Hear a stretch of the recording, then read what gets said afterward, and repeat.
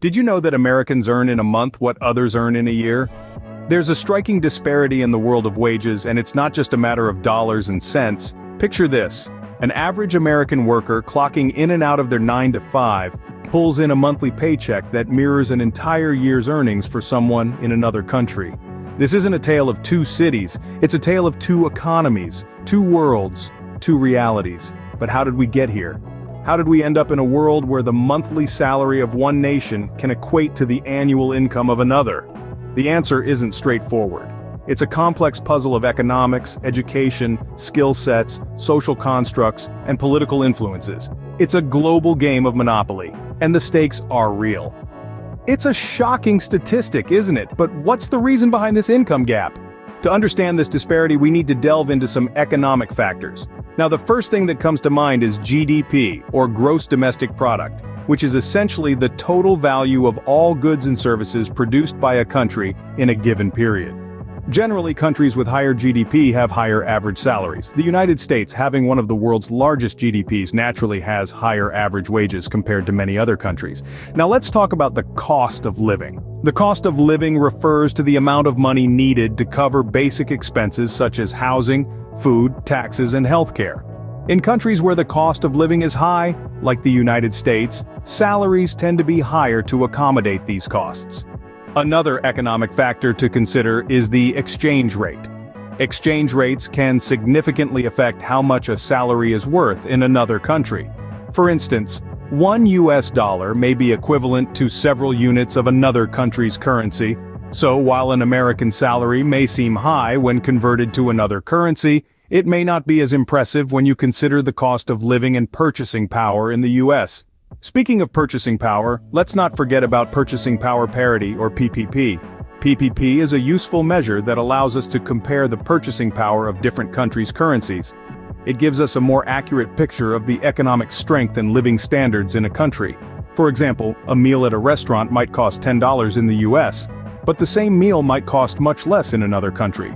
This doesn't necessarily mean that people in the US are richer, but rather it reflects the differences in prices and living standards between countries. So these economic factors, GDP, cost of living, exchange rates, and purchasing power parity, contribute significantly to the wage disparity, but they're not the only factors. Another huge contributor to this disparity is the role of education and skill level. Let's dive into this. In the United States, the value of an individual's skills and education can significantly influence their earning potential. This is a principle that is seen across the globe, but the impact it has in the US is quite pronounced. The US places a premium on education. A high school graduate, on average, earns less than a college graduate. And a college graduate typically earns less than a professional with a master's or doctoral degree. This is a trend that is seen in many countries, but the gap between these earnings is often wider in the US. Why is this? Well, the US job market is highly segmented. Certain sectors like technology, finance, and healthcare often demand a high level of education and specialized skills. These sectors also happen to be some of the highest paying in the country.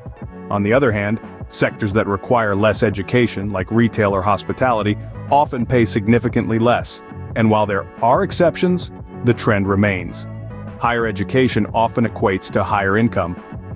But it's not just about formal education. Skill level too plays a crucial role.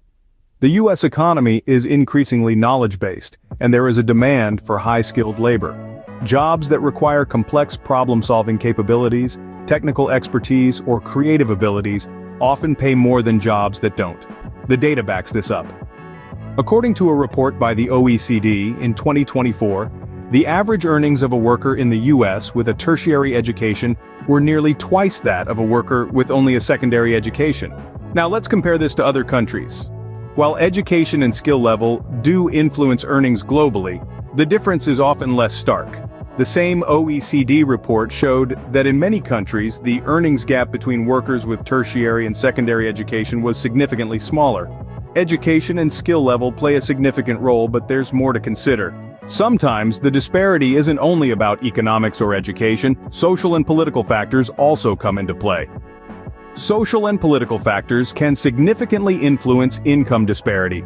For instance, government policies and labor laws can shape the economic landscape, favoring certain sectors or demographics. In the United States, a strong focus on free market capitalism and competition means that industries and individuals can often set their prices and wages, leading to higher average incomes. Conversely, in countries where the government plays a more significant role in setting wages, the average income might be lower. That's not to say one approach is better than the other. Each has its pros and cons, with different impacts on income disparity. Social Security, another political factor, also greatly influences income disparity. In the United States, Social Security benefits are often less generous than in other developed countries, leading to a greater reliance on private savings and investment for retirement. This can contribute to higher incomes as individuals and households strive to secure their financial future.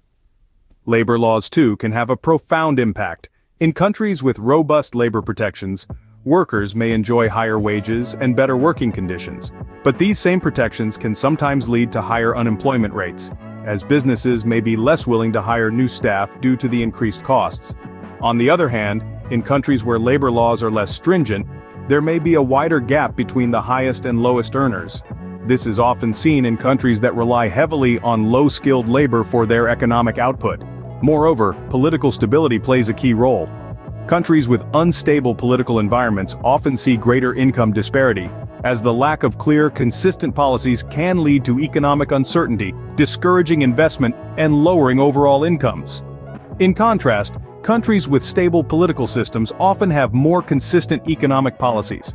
Fostering an environment that encourages investment leads to job creation and, in turn, higher average incomes. While social and political factors play a part, there are still other elements to consider. Globalization has a huge impact on income disparity, but how exactly? Let's dive into the details. To start, think about outsourcing. It's a practice prevalent in many industries, where companies move parts of their operations to countries where labor is cheaper. This means fewer jobs at home and more competition abroad. For those stuck in low-income jobs, this can be a nightmare as they're now competing with workers who can afford to accept much lower wages. Next, consider trade agreements. These pacts between countries aim to make trade easier and more efficient. However, they often come with a cost. The easing of trade barriers means that goods can be produced where it's cheapest and then sold where the profits are highest. While this sounds like good business, it can lead to job losses in higher wage countries as production shifts to places where labor costs are lower. Then, there's the global labor market competition. In the face of globalization, the labor market has become a global arena. Workers are not just competing with their neighbors for jobs, but with people across the globe. This competition can drive down wages, especially for jobs that don't require advanced skills or education. So, how does the data look? Well, studies show that globalization has contributed to increasing income inequality in many countries, including the United States. Some economists even argue that globalization is one of the primary drivers of the wage gap, causing a significant portion of the rising inequality. However, it's essential to remember that globalization is not the only factor at play. Other elements such as education, skill levels, and social and political factors also significantly influence income disparity. Globalization, thus, is a part of a larger complex puzzle. In conclusion, while globalization has many economic benefits, it also plays a role in widening the wage gap. It's a double-edged sword that requires careful handling to ensure that its benefits are maximized while its negative impacts are minimized. Globalization has undeniably influenced the wage gap, but it's part of a larger complex puzzle. So we've explored the economic, educational, social, political, and globalization factors behind the wage disparity. Let's recap. It's clear that the income gap, where Americans earn in a month what others might earn in a year, is influenced by a myriad of factors. Economic elements like the GDP, the exchange rate, and the cost of living all play significant roles.